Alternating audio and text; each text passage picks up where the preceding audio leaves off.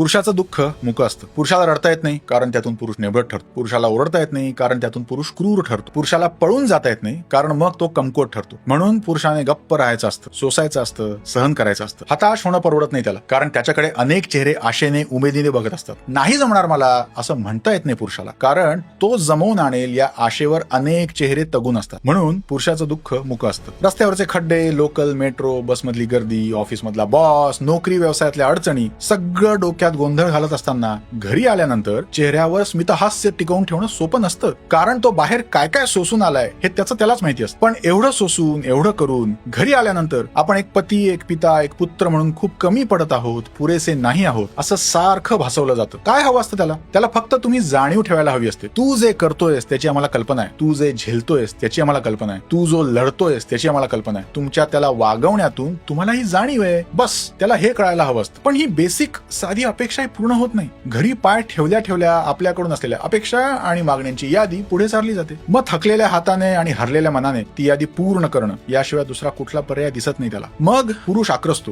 दुरावतो, कोरडा होतो. कधी कधी व्यक्त होण्याचा प्रयत्न करतो तो, पण प्रतिसाद विचित्र मिळतो. चुचकारला जातो, दुर्लक्षिला जातो किंवा थेट कमकुवत, पळपुटा, असमर्थ ठरवला जातो. म्हणून मग त्यानंतर तो गप्प बसतो, कोशात जातो. म्हणून पुरुषाचं दुःख मुकं असतं.